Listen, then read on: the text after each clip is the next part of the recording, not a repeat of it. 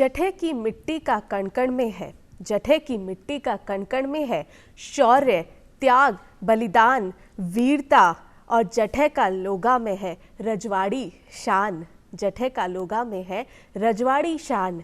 यदि तो अतिथ्य को होवे है ई धरा पर देवता सुमान।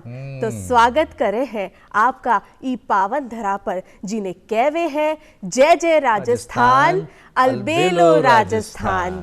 खमागणी सा आप सगड़ा लोग घणो घणो स्वागत सा आपका पसंदीदा कार्यक्रम जिरो नाम है अलबेलो राजस्थान। मैं हूं आयुषी शेखावत। नमस्कार और मेरा नाम है अनुराग भारद्वाज। मैं भी आप सभी का बहुत बहुत स्वागत करता हूं हमारे इस प्रोग्राम के अंदर। आयुषी, क्या खास है आज?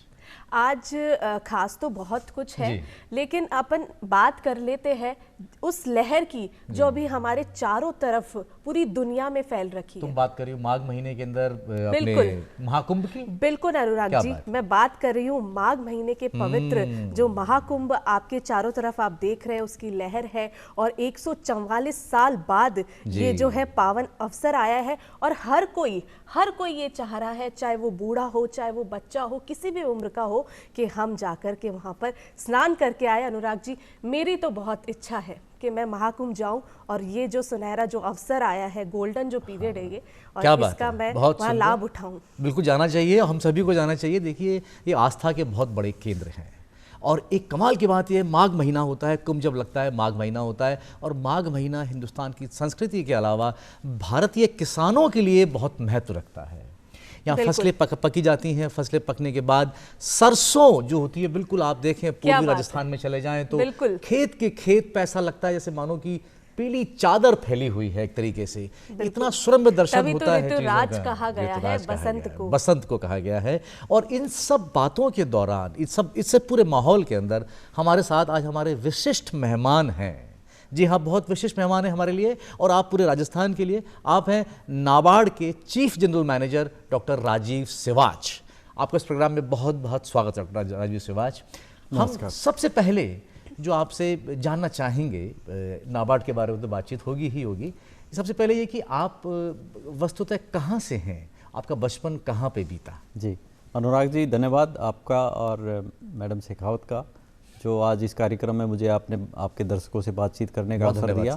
और मुझे जो जानकारी मिली है कि ज़्यादातर आपके जो दर्शक हैं वो ग्रामीण परिवेश से आते हैं, तो ये मेरे लिए बड़ी खुशी की बात है कि मैं भी ग्रामीण परिवेश से आता हूँ और मैं वस्तुतः हरियाणा का रहने वाला हूँ। हमारे पड़ोस, हमारे आपके पड़ोस के जी। और राजस्थान हमारा पड़ोसी राज्य है और मेरी बहुत लंबे समय तक क्रमभूमि भी रहा है। तो मैं हरियाणा से हूँ और किसान परिवार से आता हूँ। जी, हम ये जानना चाहेंगे, आगे हम बात करेंगे नाबार्ड के बारे में, बात करेंगे आपके कार्य क्षेत्र के बारे में हम बात करेंगे, लेकिन अनुराग जी, बोलते हैं ना कि हम अगर इनके इतिहास के या हमारे इतिहास के पन्नों को पलटते हैं तो बचपन की वो बेबाक जो बचपन होता है, कहते हैं कि शरारत का पर्याय होता है बचपन, तो कुछ शरारतें हैं वो हमें याद रहती है कि कैसे हम बचपन में थे, हम साइकिल चलाते थे, या वो जो पुराने जो खेल है सितोलिया या क्रिकेट या ये सारी चीजें हम खेला करते थे। तो हम जानना चाहेंगे। एक बात और, हरियाणा से हैं डॉक्टर राजीव सिवाच, कबड्डी वहाँ पे बहुत ज्यादा खेली जाती है और कबड्डी कुश्ती सब, वैसे भी मेडल्स का जो है वो है राज्य है। तो हम आपसे जानना चाहेंगे कि ऐसी कोई याद आपकी बचपन की जो आप हमारे साथ यहाँ शेयर करना चाहेंगे। जी। मेरा बचपन, मैं एक तरह से खेत में ही रहते थे गांव में जी, और जिसको फार्म हाउस कह सकते हैं, लेकिन फार्म हाउस नहीं था, वो घर था जी। तो हम मैं तीसरी चौथी क्लास तक इवन स्कूल नहीं गया हूँ, घर पे ही टीचर पढ़ाते थे।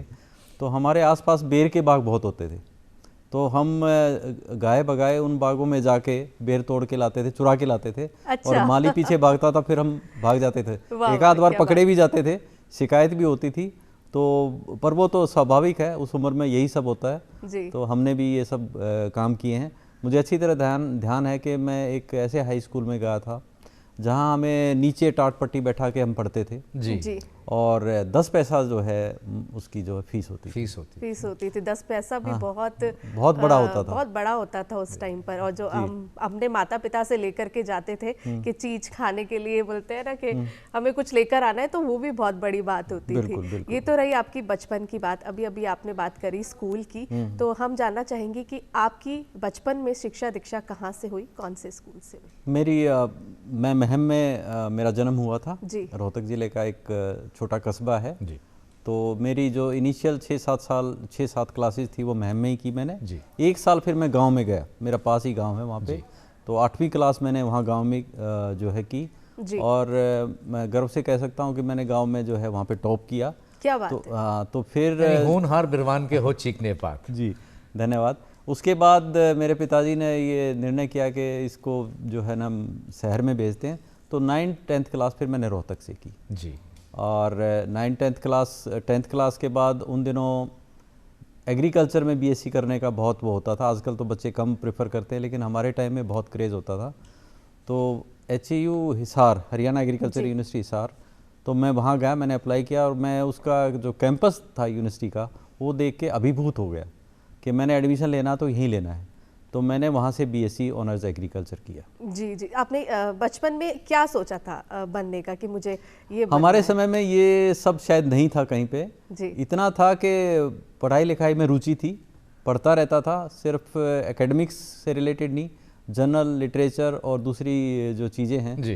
वो पढ़ते रहते थे। तो पढ़ाई की तरफ रुझान था, बस इतना ही था। ऐसा बड़े संयोग वाली बात है सर, आप किसान परिवार से आते हैं, हरियाणा से जो कि कृषि प्रधान रहा है जी, वहाँ से आते हैं और फिर आपने बीएससी इन एग्रीकल्चर किया। राजस्थान के अंदर भी जॉबनेर में बहुत बड़ी यूनिवर्सिटी है, डॉक्टर करण सिंह विश्वविद्यालय भी अपने एग्रीकल्चर का। और ये बड़ा एक संयोग होता है कि आप जिस परिवेश से आते हैं उसी परिवेश में फिर आप अपना जीवन भी व्यतीत कर देते हैं रोजगार के अंदर। तो ये एक संयोग वाली बात है या डिज़ाइन था आपका? ये मैं डिज़ाइन तो नहीं कह सकता, ये संयोग था, एक नेचुरल प्रोग्रेशन था। उस टाइम हमारे साथ के जो बच्चे थे वो 2-3 लाइन होती थी, मेडिकल होती थी, इंजीनियरिंग थी या फौज और एग्रीकल्चर थी, एंड फौज आफ्टर ग्रेजुएशन जनरली होती थी। तो एग्रीकल्चर एक नेचुरल वो था, तो मैं उसकी तरफ चला गया। और बीएससी एग्रीकल्चर करने के बाद फिर मैंने NDRI करनाल, आपने सुना होगा, बहुत ही प्रेस्टिजियस इंस्टीट्यूशन है ICR का जी। और जो कि एशिया में नंबर 1 डेयरी इंस्टीट्यूट है। तो वहाँ से मैंने मास्टर डिग्री की और अपनी डॉक्टरेट भी की जी। आपके परिवार में कौन कौन है? मेरे परिवार में फिलहाल मेरी पत्नी है जो प्रोफेसर हैं, और मेरे 2 बच्चे हैं जी। बड़ा बच्चा जो है वो कंप्यूटर साइंस में है, US में है, छोटा बच्चा अभी पढ़ रहा है जी। नाबार्ड में आपका सफ़र कब से शुरू हुआ सर? नाबार्ड में मेरी जो 96 में मेरा सिलेक्शन हुआ था जी।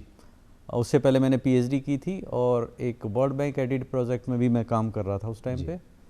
तो ये नाबार्ड में एक 2 लेवल पे recruitment, grade A grade B जी। तो वहाँ पे economist as a specialist recruit करते थे। तो 99-6 में मेरी रिक्रूटमेंट हुई थी और जब पोस्टिंग आई, ये फर्स्ट जॉब थी आपकी? हाँ, नहीं, सेकंड जॉब थी। अच्छा, सेकंड जॉब थी।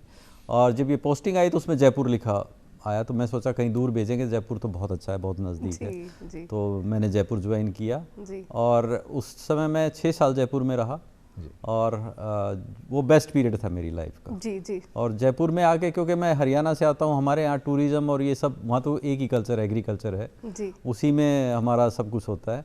लेकिन जब मैं राजस्थान में आया तो मुझे यहाँ दिखा कि यहाँ की कल्चरल लाइफ बहुत रिच है जी। तो बहुत सारे इवेंट्स, बहुत सारे प्रोग्राम्स, पर्टिकुलरली जो विंटर सीजन में है वो बहुत हमने 6 साल तक परिवार के साथ एंजॉय किया जी। और उसके बाद फिर मेरा यहाँ से ट्रांसफ़र हो गया। वो मेरी पहला।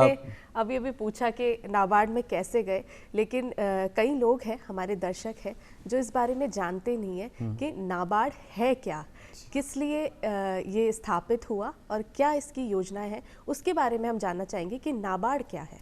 देखिए, जो नाबार्ड का जो बैकग्राउंड अगर हम जानना चाहेंगे जी, तो हमें समझना पड़ेगा कि कृषि कितना इम्पोर्टेंट है हमारे देश के लिए, बिल्कुल, रोजगार उत्पादन के लिए और अर्थव्यवस्था के लिए। रिजर्व बैंक ऑफ इंडिया में भी एक कॉरपोरेशन होती थी, ARDC, तो वो एक तरह से रिफाइनेंस देती थी।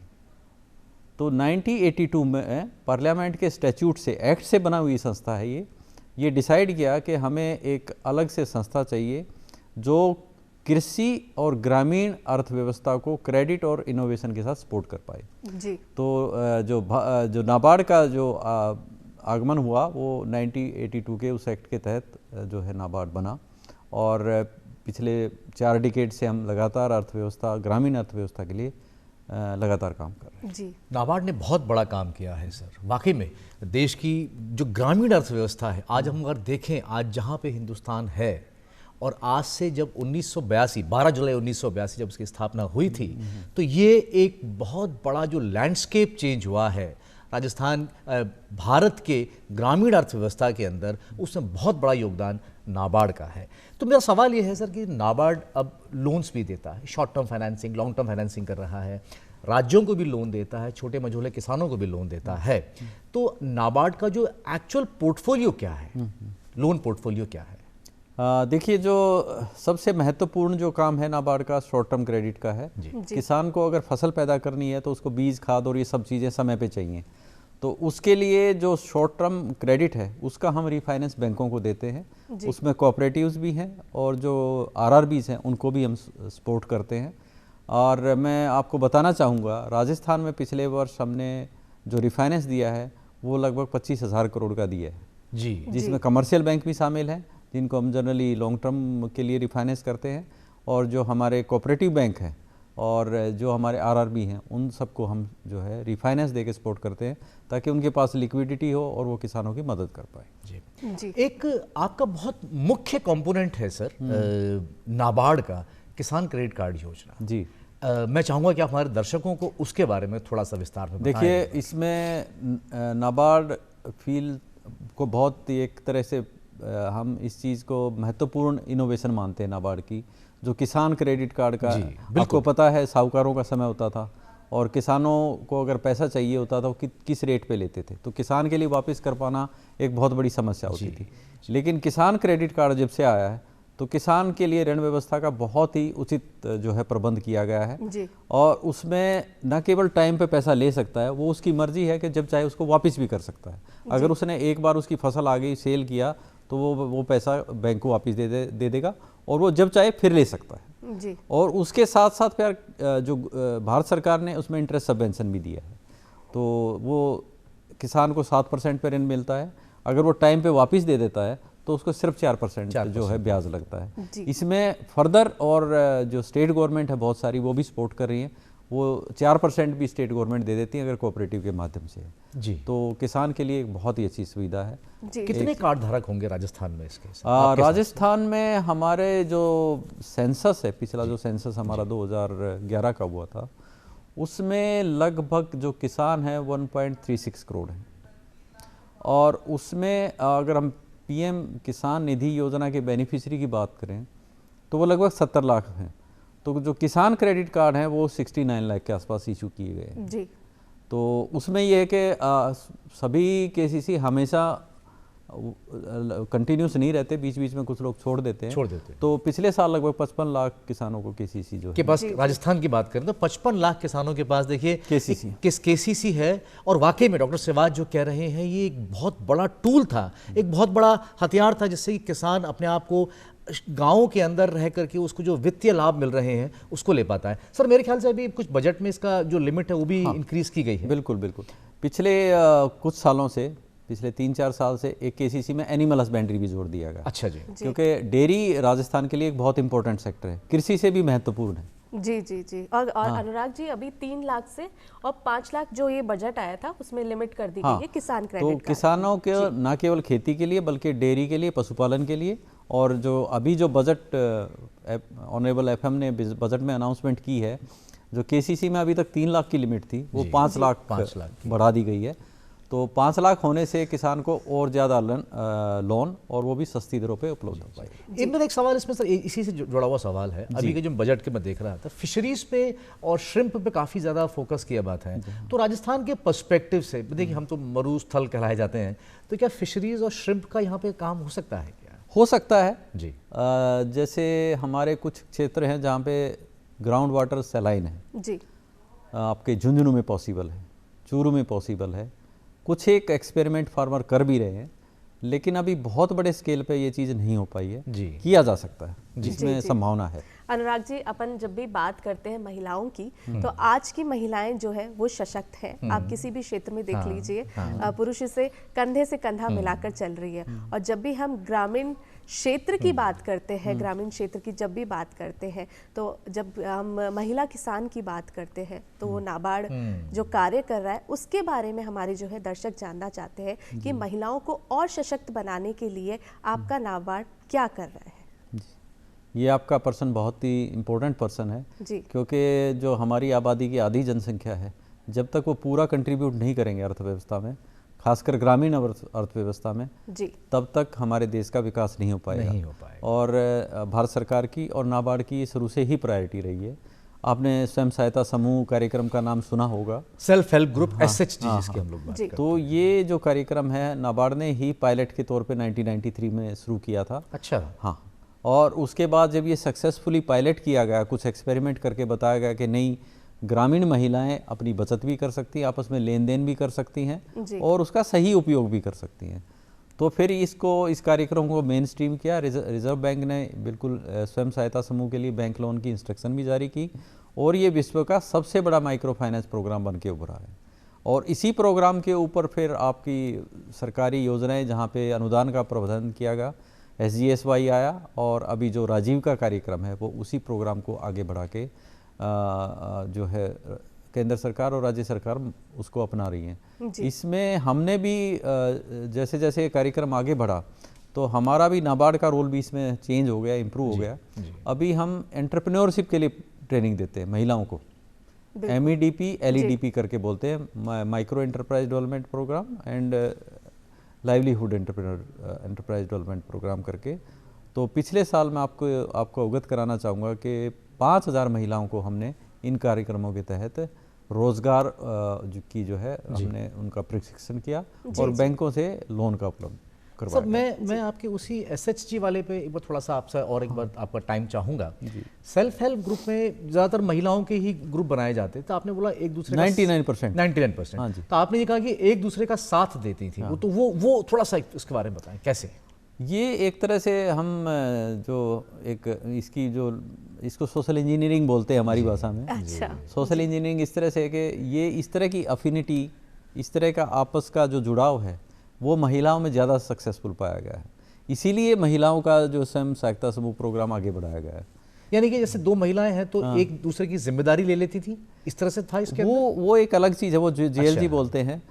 इसमें क्या है कि 10 से 20 के बीच में महिलाओं का समूह बनता है और वो शुरुआत उनकी होती है बचत करने से जी, और बचत करके फिर वो लेन देन शुरू करती हैं आपस में। हाँ, और 6 महीने बाद फिर वो बैंक में जाके भी लोन ले सकती हैं, उस आपस की लेनदारी का ये सबूत दिखा के कि हमने ये लेना देना किया है, तो अब हमें आप लोन दे दीजिए। तो वो उसी के आधार पे बनाया जाता है। और जो उनको लोन मिलता है बैंक से या इसके संस्था से, तो वो एक जिसकी जो दर होगी वो अब कुछ कम होगी, क्योंकि आप वो ग्रामीण इलाके में उसमें स्टेट गवर्नमेंट जो राज्य सरकार है वो भी उसमें अनुदान दे रही है, तो काफ़ी उसमें अच्छा जी।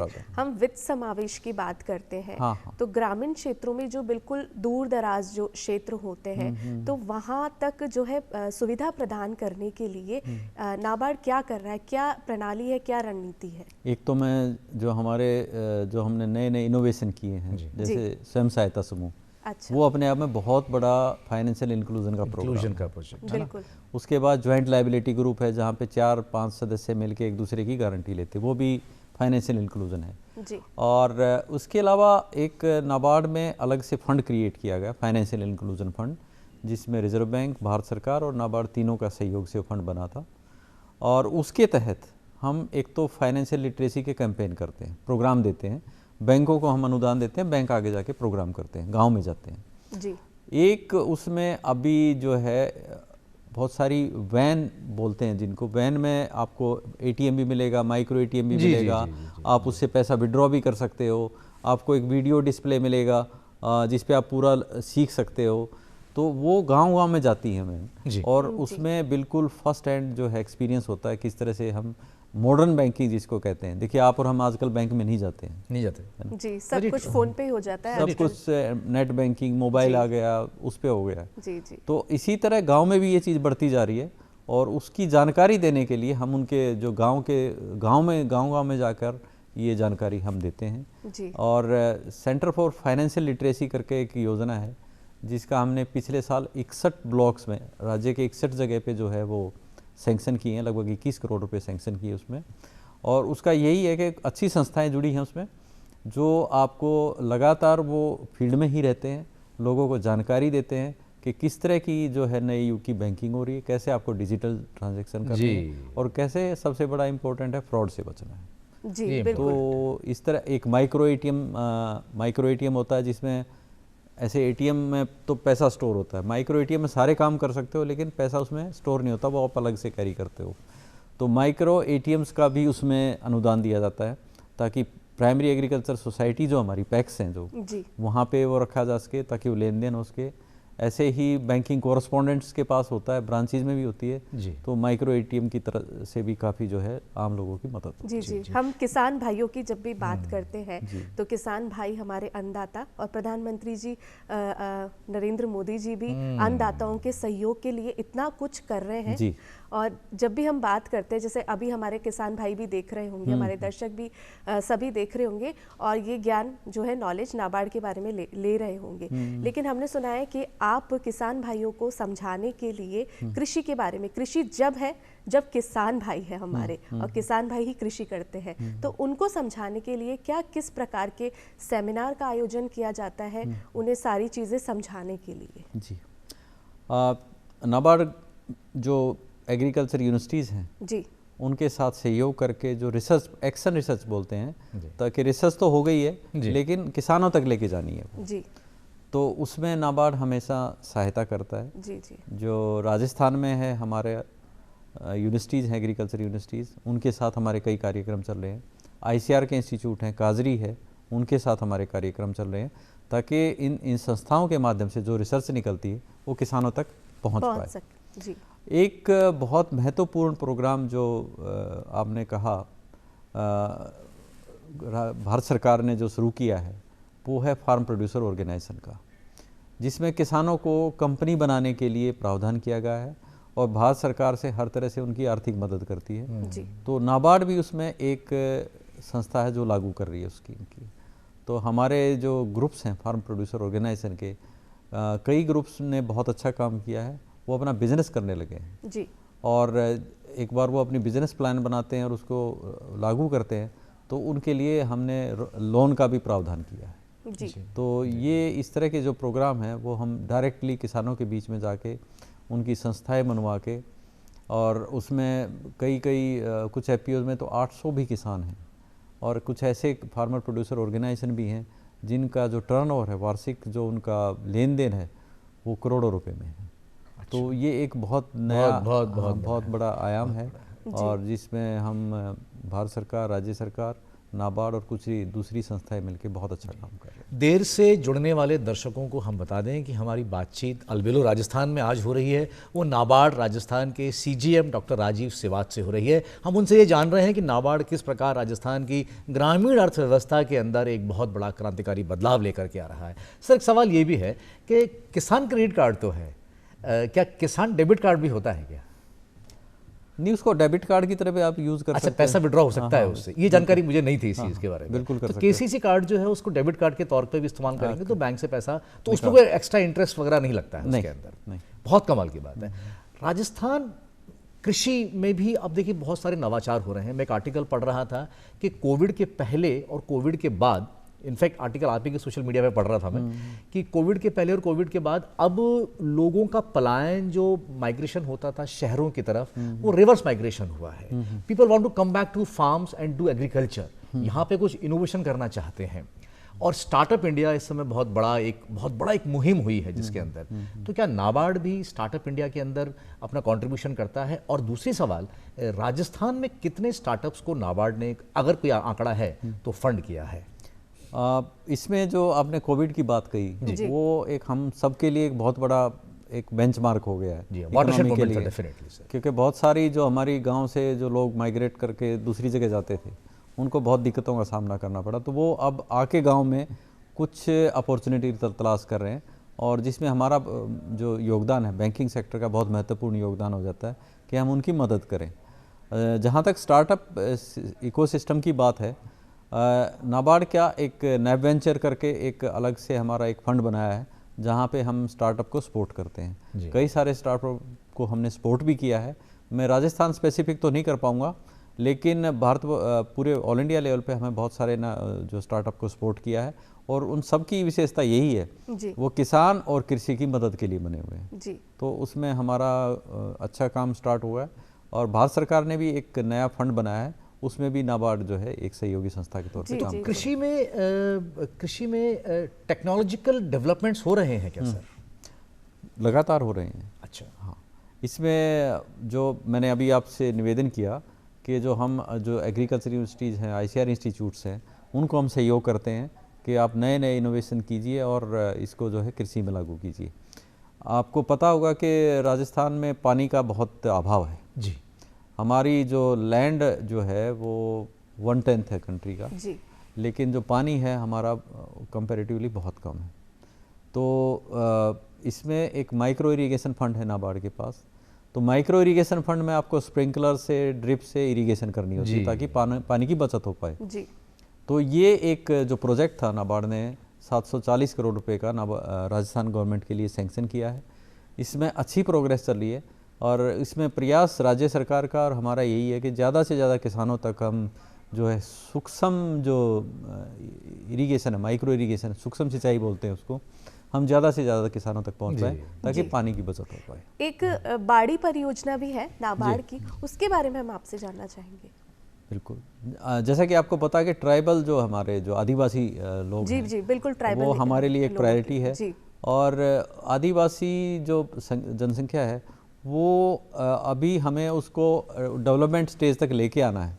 तो हम कैसे, क्योंकि उनका जो खेती करने का तरीका है वो अपना ट्रेडिशनल है जी। वो बहुत ज़्यादा वैज्ञानिक तरीके से खेती नहीं कर पाते हैं, उनको थोड़ा सा बताना पड़ता है। तो उनके पास जो भी ज़मीन है उसमें हमने एक बाड़ी प्रोग्राम के अंदर एक ट्राइबल डेवलपमेंट फंड है हमारा, उसके तहत करते हैं हम। तो 500 किसान लेते हैं हम, और 1 एकड़ ज़मीन में हम उनका बाग लगवाते हैं, और फिर उनको उसकी वैज्ञानिक जानकारी भी देते हैं, क्योंकि जो बागवानी करना है उसके लिए आपको विशेष जानकारी चाहिए। तो उसकी जानकारी देते हैं, और ये एक लंबे समय का प्रोग्राम है, 6-7 साल तक ये प्रोग्राम चलता है। और उसमें जिन किसानों के पास, ट्राइबल किसानों के पास अगर ज़मीन नहीं है तो उनको बकरी पालन या दूसरी तरह के जो रोज़गार संभव हो सकते हैं उन रोज़गार के लिए भी मदद करते हैं। एक मैं खबर पढ़ रहा था जिसमें ये था कि नाबार्ड ने एक TDF के ज़रिए ही करीब 52,000 आदिवासी फैमिलीज़ को एक उनकी अपलिफ्टमेंट की बात की थी। और हम ये भी देखते हैं कि खैर ये जो डेवलपमेंट ट्राइबल की बात हो गई कि एक लक्ष्य भी लेके चल रहे हैं कि कैसे भी करके हम लोग ऐसा उन्नत कृषि करें कि किसानों की इनकम जो है डबल हो जाए। हाउएवर इसमें बहुत बड़ा चैलेंज जो मुझे नज़र आता है डॉक्टर सिराज, वो ये है कि हिंदुस्तान के अंदर, राजस्थान की बात भी कोई बहुत अलग नहीं होता है, 85% जो है किसान बहुत छोटे और मंझोले किसान होते हैं, है ना। उनके पास इतने टेक्नोलॉजिकल एडवांसमेंट्स या इंफॉर्मेशन नहीं होती है।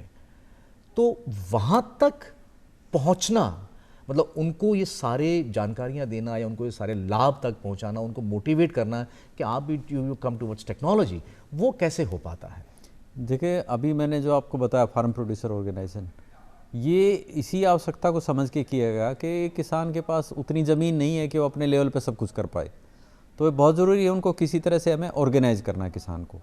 तो फार्म प्रोड्यूसर ऑर्गेनाइजेशन एक कंपनी के तौर पे एक बहुत अच्छा एक ऑर्गेनाइजेशन हो सकता है जो सभी किसानों को इनपुट खरीद के और सस्ते रेट पे इनपुट प्रोवाइड कर देता है, फिर उनको मार्केटिंग की फैसिलिटी प्रोवाइड कर सकता है, और कुछ वैल्यू एडिशन की संभावना बनती है जी। जैसे कोई डेयरी है तो वो बल्क में मिल्क कूलर्स ले लिए उन्होंने, कुछ प्रोसेसिंग का सेटअप कर लिया जी। और या कोई आपने सीड प्रोडक्शन कर दिया, तो या कुछ बेसिक आपने स्पाइसेस हैं तो उसकी प्रोसेसिंग कर दी। तो ये उसके लिए फार्मर को हमें ऑर्गेनाइज करना पड़ेगा जी। तो फार्म प्रोड्यूसर ऑर्गेनाइजेशन एक बिल्कुल रेलिवेंट संस्था है इसके लिए, FPO जिसको हम लोग FPO जिसको बोलते हैं। तो हमारा यही प्रयास है कि हम ज़्यादा से ज़्यादा किसानों को उसके साथ जोड़ें ताकि जो छोटी जोत की जो समस्या है हम उसको एड्रेस कर पाएँ जी। सर, ये बातचीत बहुत ज़्यादा जानकारी वाली हो रही है, बट मैं सिर्फ हल्का भी करना चाहूँगा इस चीज़ को। आप राजस्थान में बहुत लंबे अरसे से हैं, बिल्कुल, तो कहाँ कहाँ पे रहे और किस किस पोस्ट पे रहे? देखिए, राजस्थान के बारे में बता दूं पहले सर, आप खैर आपको मुझसे ज़्यादा जानते होंगे कि जो अलवर में है वो उदयपुर में नहीं है, और जो जैसलमेर में है वो धौलपुर या बांसवाड़ा में नहीं है। आपने बहुत विभिन्न देखा होगा, कुछ इसके बारे में बताएं आप।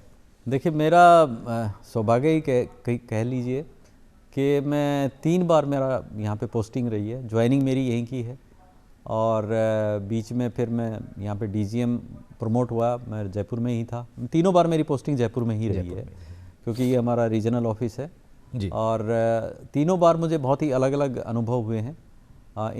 जब मैं स्टार्टिंग मेरी ज्वाइनिंग थी, मैनेजर लेवल पे था, तब मैं यहाँ पे स्टडी बहुत की, हमने अध्ययन बहुत किया है जी। तो तब मुझे राजस्थान देखने का सबसे ज़्यादा अवसर मिला जी, क्योंकि हम अलग अलग एरियाज़ में जाके अलग अलग समस्याओं पे, अलग अलग इश्यूज़ के ऊपर जो है स्टडी करते थे। तो वो जो स्टार्टिंग जो थी मेरे करियर की, वो राजस्थान को जानने समझने में बहुत ही महत्वपूर्ण रही है। अनुराग जी, अभी आपने कहा कि कहाँ कहाँ पोस्टिंग रही। पहली बात तो नौकरी में होना और नौकरी में रहकर रोज जीकर संघर्ष करके सफलता के झंडे गाड़ना, ये 2 अलग अलग चुनौतियां होती है जो आपने सफलता के झंडे गाड़े हैं और आप इस पद पर हैं। हम आपकी पोस्टिंग की बात कर रहे थे। हम जहाँ भी काम करते हैं, हमारी जहाँ पे भी कोई भी किसी भी क्षेत्र में काम करता है, तो कुछ ना कुछ जो है याद रह जाता है, या तो बुरी यादें होती है या अच्छी यादें होती है। तो हम तो आपसे अच्छी यादें जानना चाहेंगे कि आपकी पोस्टिंग के दौरान कोई ऐसी बात जो आज भी आप याद करते हो। राजस्थान के बारे में मेरी यादें जितनी भी है सब अच्छी हैं।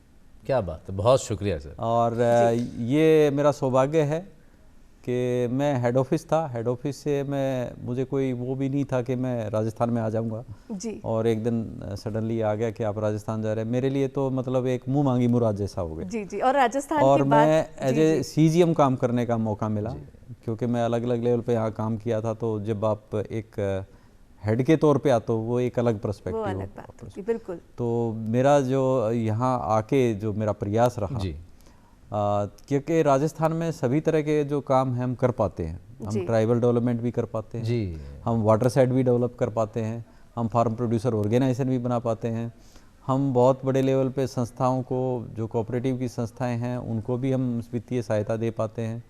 हम पिछले एक साल से जो कंप्यूटराइजेशन है पैक्स का, वो भी एक बहुत बड़े स्केल पे हम कर रहे हैं। राजस्थान बहुत आगे है उसमें। तो जो मैंने जो सीखा था यहाँ पे, जो मेरे इनिशियल पोस्टिंग के टाइम थे, उसको सबको लागू करने के ये मेरे लिए बहुत अच्छा अवसर मिला जब मैं यहाँ पे एज ए सीजीएम पोस्टिंग हुई पिछले साल जी। जी जी। तो ये मैं अपना सौभाग्य ही मानता हूँ। राजस्थान और ये हमारा अलबेलो कार्यक्रम का जो मंच है, आप देख सकते हैं कि जल महल नज़र आ रहा है और हमारे हवा महल भी देखे हम लोग। अल्बर्ट हॉल है जयपुर में, उदयपुर में अगर हम देखते हैं, अलग अलग जगह जो है सांस्कृतिक धरोहर में जो है सिमटा हुआ है हमारा राजस्थान। यहाँ की चाहे खान पान की बात करें, दाल बाटी चूरमा, या यहाँ की संस्कृति की बात करें, त्योहार गणगौर तीज की बात करें, पहनावा इतना कलरफुल है यहाँ का। तो हम आपसे जानना चाहेंगे कि आपको कितना यहाँ का कल्चर भाया, कितने आनंदित होते हैं आप यहाँ के कल्चर से, और खान पान भी दाल बाटी चूरमा आपने जीमा है क्या? बिल्कुल बिल्कुल, जब भी अवसर मिलता है जरूर दाल बाटी चूरमा हम जरूर कोशिश करते हैं।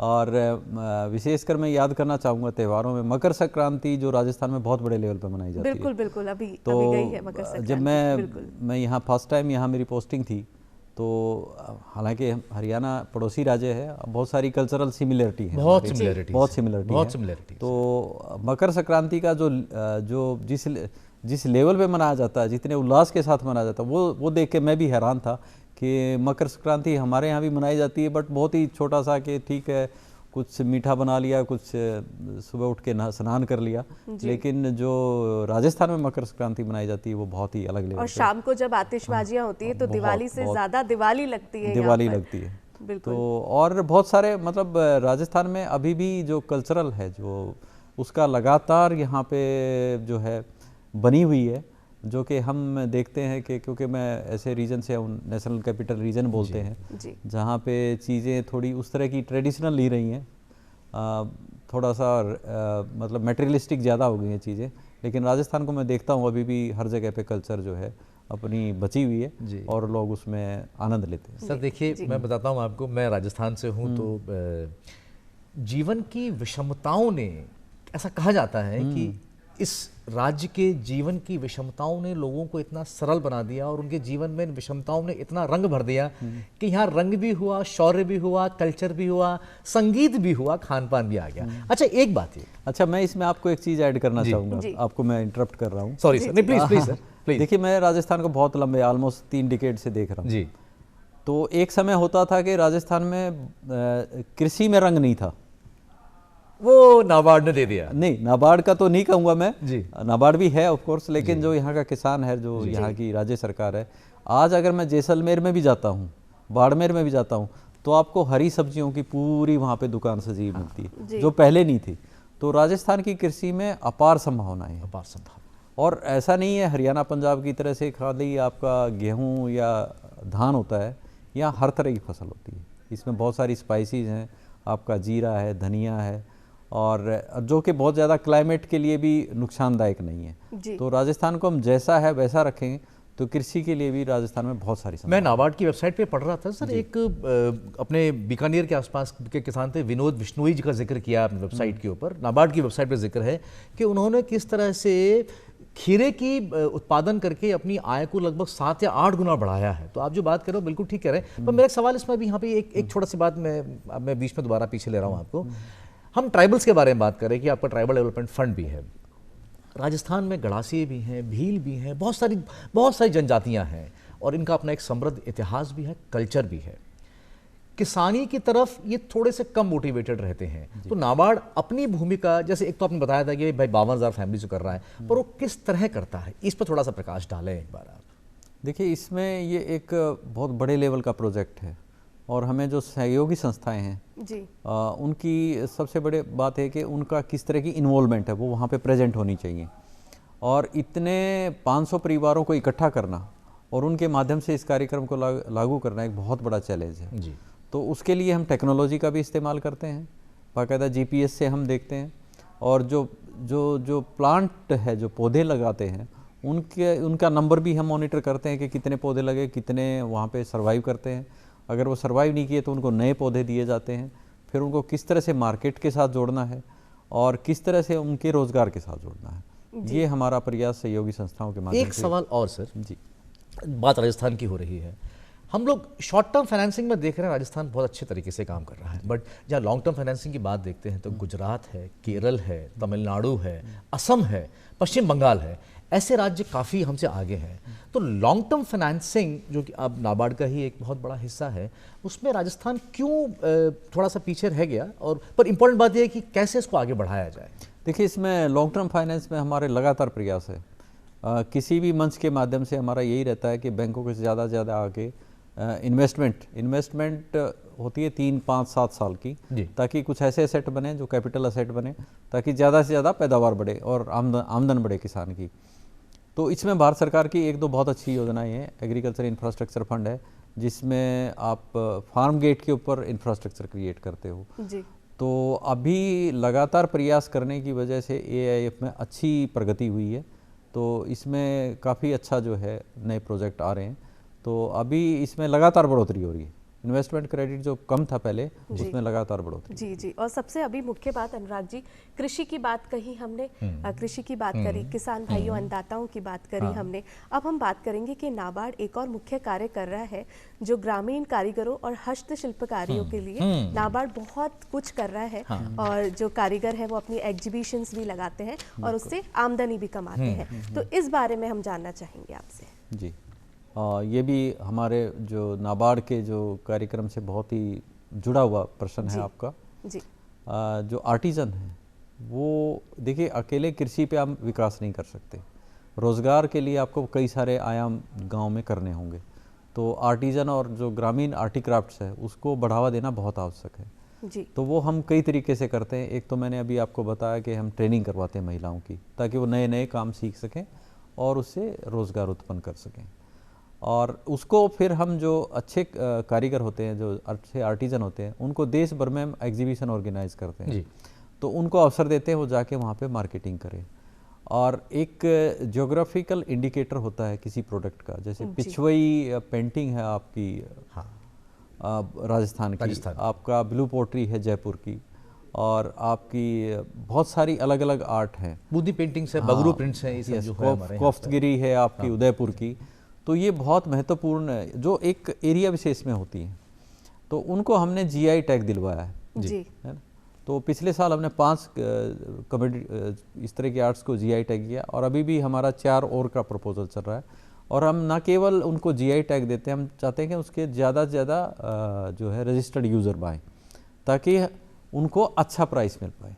बिल्कुल। तो कोई भी उसको वेरीफाई करे कि ये जो आपकी ब्लू पोट्री है ये जयपुर की है, और वो उसको बार कोड दे के एस्टेब्लिश कर पाए कि हाँ ये एक अच्छी चीज़ है, और उसके अच्छे पैसे मिलेंगे। जीआई टैगिंग बहुत बड़ा, जीआई टैगिंग एक बहुत बड़ा, बिल्कुल। और हम देखते भी है कि यहाँ पे जैसे जवाहर कला केंद्र है, वहाँ पर भी जो है नाबार्ड की तरफ से ही हस्तशिल्पकारी जो है वहाँ पे उपस्थित होते हैं और अपनी जो है कला का प्रदर्शन भी करते हैं। ये तो रही। इस साल भी हमने पिछले साल हमारा एक बहुत बड़े स्तर पर एक एग्जीबिशन का ऑर्गेनाइज हमने जयपुर में किया था। इस बार भी जोधपुर में एक राज्य सरकार की तरफ से एग्जीबिशन थी नाबार्ड का, उसमें बहुत ही महत्वपूर्ण। तो ये केवल राजस्थान में ही है या इसे नेशनल लेवल पे भी? ये हर राज्य में होता है। हर राज्य में होता है जी। तो ये रही बात नाबार्ड के हस्तशिल्पकारों की जो कर रहा है नाबार्ड। और मैं आपको एक और सूचना देना चाहूँगा कि जो अभी हमारा दिसंबर में ग्रामीण भारत मंडपम करके एक बहुत बड़ा आयोजन हुआ है दिल्ली में, बिल्कुल जी, जिसमें आदरणीय प्रधानमंत्री जी ने उद्घाटन किया था। और ये 6 दिन तक कार्यक्रम चला, जिसमें देश भर के आर्टिजन आए थे और उनको बहुत बड़े स्केल पे और उस स्टेज के ऊपर उनको अवसर दिया, जहाँ के खुद प्रधानमंत्री जी एक स्टॉल पे गए और देखा उनको। तो उससे भी इस ग्रामीण परिवेश में इस चीज़ का बहुत। मैं सर इस आपने जो कि ये बात छेड़ी है, तो मैं बताना चाहूँगा अपने दर्शकों को, जो केवी साजी साहब है नाबार्ड के जो चीफ हैं, वहाँ पे उसमें उन्होंने भी शिरकत की थी। और वहाँ पे स्टार्टअप इंडिया के अंदर जो नाबार्ड ने किए थे, करीब 52 स्टार्टअप जिनको नाबार्ड ने फंड किया है पैन इंडिया, उन लोगों के भी वहाँ पे प्रोडक्ट्स आए थे। और वो बहुत एक अपने आप में एक इतना डेवलप एक अलग सी चीज़ थी कि वहाँ बहुत ज़्यादा भीड़ आई थी देखने के लिए, क्योंकि कृषि में जो नवाचार हो रहे हैं, जो इनोवेशन हो रहे हैं, और उसको नाबार्ड जो फंड कर रहा है, अपने आप में एक बहुत बड़ा एक अलग सा काम था, जो कि देख करके लोग हैरान में हो गए थे। बिल्कुल बिल्कुल। और अनुराग जी, इतनी जगह पोस्टिंग रही आपकी, तो हम आपसे ये जानना चाहेंगे कि आपके नेतृत्व के दौरान क्या आपकी चुनौतियाँ रही, क्या कठिन चुनौतियाँ आपकी रही, और उसको आपने किस तरह से हल किया? चुनौतियों की भी बात करेंगे, और कहाँ किस पोस्टिंग से आप खुश रहे, आनंदित रहे, और याद है कि ये पोस्टिंग मुझे बहुत अच्छी लगी? मैं आपसे एक व्यक्तिगत बात शेयर करना चाहूँ। मैं आनंदित ही रहता हूँ। क्या बात है, दूसरी तो फीलिंग है ही नहीं। Positive be positive. तो मैं डीडीएम भी रहा हूँ, जो जिला लेवल पे पोस्टिंग होती है। मैं हरियाणा में पानीपत जिले में रहा जी। तो वो वहाँ पे 1 मैन ऑफिस होता है। वो आपका कोई सहायक नहीं होता वहाँ पे जी। तो सब कुछ आपको ही करना होता है। तो और आप डिस्ट्रिक्ट एडमिनिस्ट्रेशन के साथ आपका कोऑर्डिनेशन, और जो बैंकिंग सेक्टर है उसको, और रिसर्च इंस्टीट्यूशन जो भी हैं, तो वो जो 6 साल थे उसमें काफ़ी लर्निंग हुई मेरी। और उसके बाद मैं जम्मू में भी रहा हूँ। जम्मू का एक अलग पृष्ठभूमि है, बीच में आप कई बार डिस्टर्बेंसेस हो जाती हैं, कई बार आपको बड़े चैलेंजिंग एनवायरनमेंट में, आप वैली में भी आपको कुछ स्टडी करनी है। और मुझे ध्यान है कि मैं वहाँ पे एक विंटर्स में MP लेड करके हमारी एक नेपकॉन्स की वो होती थी कंसल्टेंसी असाइनमेंट जी। तो मुझे वहाँ पे दिसंबर जनवरी बिल्कुल पीक ठंड होती थी, और अनंतनाग में, और वहाँ पे जाके प्रोजेक्ट देखना, उनके डिस्ट्रिक्ट एडमिनिस्ट्रेशन से बात करना, और वो काफ़ी चैलेंजिंग था वहाँ पे जी। तो उसके बाद फिर मैं जयपुर रहा। फिर एक मेरी बहुत ही महत्वपूर्ण जो मेरा कार्यकाल रहा, दिल्ली में भी रहा है। 5 साल में रहा हूँ, चेयरमैन सेक्रेटरीट में भी रहा हूँ, और फिर बाद में वहाँ पे ऑफिसर इंचार्ज भी रहा हूँ जी। तो दिल्ली में रहा तो बहुत वो महत्वपूर्ण जो योजनाएं हैं सरकार की, जैसे उसमें long term irrigation fund final हुआ, ये माइक्रो इरिगेशन फंड जिसकी मैं बात कर रहा हूँ, ये भी फाइनल हुआ। तो बहुत सारे हमारे जो भारत सरकार के साथ सहयोग के जो कार्यक्रम बने, तो मैंने वो बहुत नज़दीक से उन सब चीज़ों को देखा है जी। इसके बाद मुझे हरियाणा में भी काम करने का मौका, पंजाब में 2 साल मैं CGM रहा हूँ। तो पंजाब में भी क्योंकि वहाँ पे कुछ फंडिंग बहुत ज़्यादा नहीं हो पा रही थी, तो काफ़ी प्रयास करके मैंने जो वहाँ पे RIDF की फंडिंग, जो इंफ्रास्ट्रक्चर की फंडिंग है, उसको काफ़ी बढ़ावा दिया जी। सर, आपने नेपकॉन्स की बात की, तकरीबन नाबार्ड की 7 सब्सिडरीज है। नैपकॉन उसमें एक बहुत बड़ा रोल प्ले करता है, कंसल्टेंसी जो नाबार्ड कंसल्टेंसी होती है। तो एक कंसल्टेंसी किस प्रकार होती है, पहला सवाल ये। और दूसरी बात ये कि क्या इसमें कोई थर्ड पार्टी भी आप जोड़ते हैं, कोई जो एक्सपर्ट्स होते हैं उनको, या इन हाउस कंसल्टेंसी देते हैं आप? देखिए जो नैपकॉन्स की स्थापना हुई थी जी, ये हमारी जो मैन पावर है, देखिए जो नाबार्ड की स्ट्रेंथ है वो उसकी मैन पावर है जी। हमारे यहाँ बहुत सारे एग्रीकल्चर और अलाइड एक्टिविटी के एक्सपर्ट हैं, तो क्योंकि वो जानकारी हमारे पास थी, वो जो ज्ञान कह लीजिए आप, वो सब हमारे पास था। तो नैपकॉन्स का एस्टेब्लिश होना एक नेचुरल प्रोग्रेशन था जी, बिल्कुल, कि हम कमर्शियली और प्रोफेशनली भी हम कंसल्टेंसी दे सकते हैं। तो उस आयाम के उसको बढ़ाने के लिए जो है नैपकॉन्स की स्थापना की, और इसमें हम हर तरह की कंसल्टेंसी, विशेषकर जो एग्रीकल्चर और अलाइड एक्टिविटीज़ के लिए, और इसमें बहुत सारा राज्य सरकारों के साथ भी हमारा काम रहता है। गवर्नमेंट्स को भी कंफर्ट रहता है कि ये नाबार्ड की प्रमोटेड सब्सिडरी है तो इनसे काम कर सकते हैं हम। और यहाँ हमारे राजस्थान में भी, जयपुर में हमारा जोनल ऑफिस है नैपकॉन्स का, जी, जिसको मैं देखता हूँ। जी बिल्कुल। अनुराग जी, अपन बात करें आज की, तो आज हर एक व्यक्ति के पास में फ़ोन है, लैपटॉप है, सभी सोशल मीडिया पे है। और हम बात करते हैं कि जब भी किसानों की बात करते हैं तो आपका जो नाबार्ड है उसने डिजिटल जो तकनीक को बढ़ावा देने के लिए भी बहुत कुछ किया है किसानों तक पहुंचाने के लिए, कि वो डिजिटल तरीके से भी अपनी कृषि को आगे बढ़ा सकते हैं। तो हम उसके बारे में आपसे जानना चाहेंगे। इसमें हमारा एक नाबार्ड ऑनलाइन करके हमारा सोशल मीडिया प्लेटफॉर्म है जी, जो कि फेसबुक, ट्विटर और दूसरे जो हैंडल्स हैं उसके थ्रू हम जो भी नाबार्ड इनोवेशन करता है जी, तो हम उसके ऊपर शेयर करते हैं। इसके अलावा जैसे मैंने बताया कि फाइनेंशियल इंक्लूजन फंड है हमारा, तो उसमें हम ज़्यादा से ज़्यादा जानकारी देते हैं। और माइक्रो एटीएम्स हम सपोर्ट करते हैं, ग्रांट बेस्ड सपोर्ट करते हैं। और अभी जो सबसे बड़ा हमारा जो कार्यक्रम जो अभी चल रहा है वो है कंप्यूटराइजेशन ऑफ पैक्स का। आपको जान के खुशी होगी कि हम 7,000 से ज़्यादा जो हमारी आपको पता होगा प्राइमरी एग्रीकल्चर कोऑपरेटिव सोसाइटी बोलते हैं, जिससे किसानों को बीज, खाद और ऋण मिलता है जी, है ना, जो कि एक लाइफलाइन मैं इसी पे आने वाला था इनफैक्ट। तो उसका कंप्यूटराइजेशन चल रहा है और हार्डवेयर सब जगह खरीदा जा चुका है और वहाँ पे उनकी ट्रेनिंग हुई है और काफ़ी अच्छी स्थिति में है हम उसके कंप्यूटराइजेशन के। एक बार पैक्स अगर पूरी तरह कंप्यूटराइज हो जाएंगी तो किसानों को और भी ज़्यादा उस चीज़ का, टेक्नोलॉजी का लाभ मिलेगा। बहुत ज़बरदस्त। सर, इसमें दो चीज़ें, एक तो कॉपरेटिव्स और नाबार्ड दे गो हैंड इन हैंड, बहुत ज़बरदस्त रोल प्ले कर रहे हैं। और मतलब कॉपरेटिव्स को आज जैसे हम देखते हैं और जिस तरह से जो अब जो उभार मिला है, जो शक्ति मिली है, मैं कहीं पढ़ रहा था कि जो association of oil manufacturing companies हैं उन्होंने भी माफ़ कीजिएगा स्टेट कॉपरेटिव्स को एथेनॉल देने में प्राथमिकता निभाई है। दूसरा, वेयर हाउसिंग को लेकर के हम जो भंडारण की व्यवस्था है, ये अपने आप में बहुत बड़ा एक चैलेंज हो जाता है और राजस्थान इतना बड़ा राज्य है, तो इन दोनों चीज़ों को कैसे आप लोग देखते हैं? देखिए, भंडारण का जहाँ तक बात है, नाबार्ड के पास एक fund, warehousing infrastructure fund होता था जिसमें काफ़ी भंडारण को मदद की गई है। और अभी जो प्रोग्राम है वो लार्जेस्ट ग्रेन स्टोरेज प्रोग्राम चल रहा है जी। और इसमें क्या जो भारत सरकार का जो विजन है कि हम हर पैक्स पे एक भंडारण की व्यवस्था करें जी, और उसी के तहत हमारे राज्य में भी कई पैक्स जो हैं वो जो है वेयर हाउस बनाने लगी हैं जी। और श्रीगंगानगर ज़िले में एक पैक्स में ऑलरेडी एक बहुत अच्छी जो है मल्टी स्टोरेज ग्रेन स्टोरेज का वो बन चुका है और भी कई सारी पैक्स उसमें आ रही हैं।